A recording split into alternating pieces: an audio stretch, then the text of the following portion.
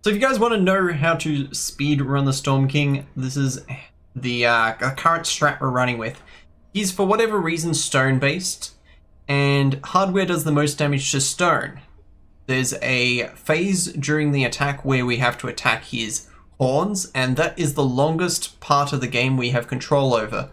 So we are going to use hardware based constructors here, as well as 6 feet under the melee weapon to best defeat this boss. Here we're running Tank Penny, she has the most buffs to hardware. Here we're running Warden to buff the hardware.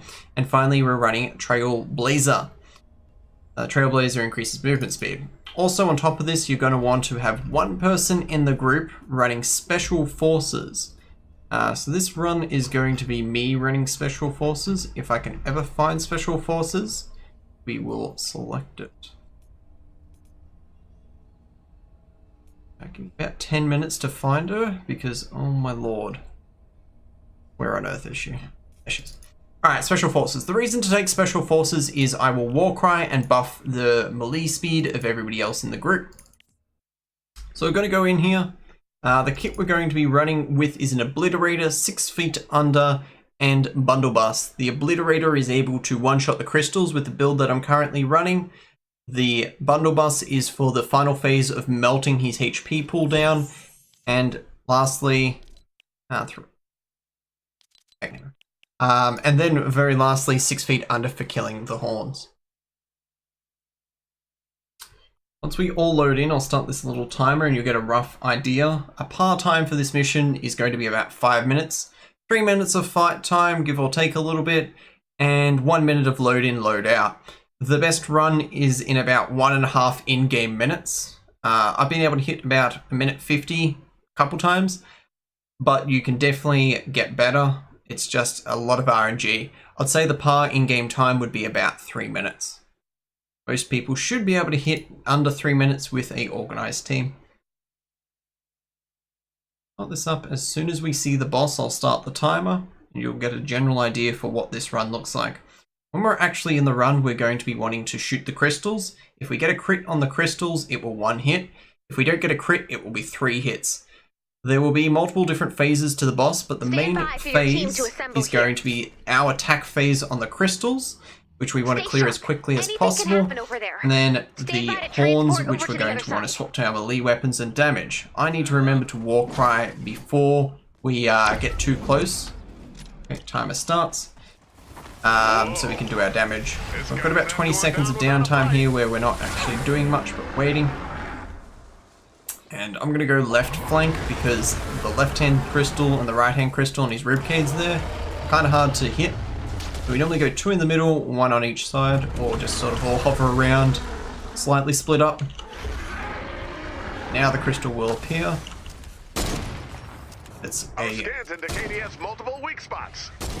Okay, that last one's a crit. If I got that on the first hit, that would have one hit him. That's a crit. That's a 1 hit.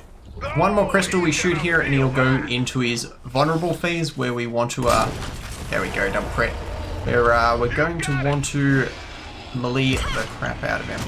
We're just waiting. We got a backwards one. This is terrible. This is basically the worst one.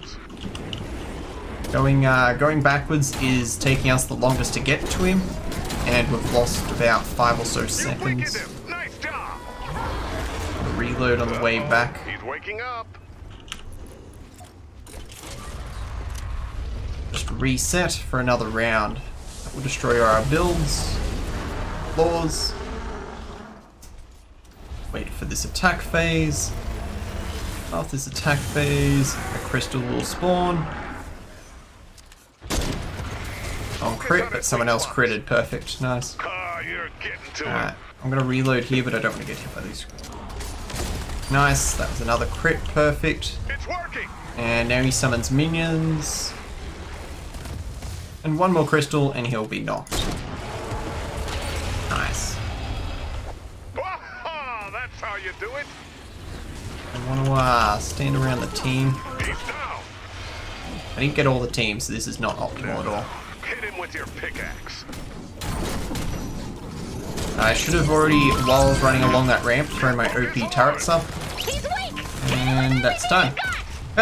2 minutes and 6 seconds. It's not a bad run. Not a bad one. We had bad RNG in the horn falling backwards, and then the bad RNG in the horn falling basically far left. We lost maybe about 10 or so seconds. We didn't miss any crystals that badly. It was a pretty decent run. This is going to be rewarding us with 4 to 8 caches. Each cache can have be a schematic, it can be an evolutional cache, it can be a perk up cache. They can all be every rarity, and you can get up to 8 of them.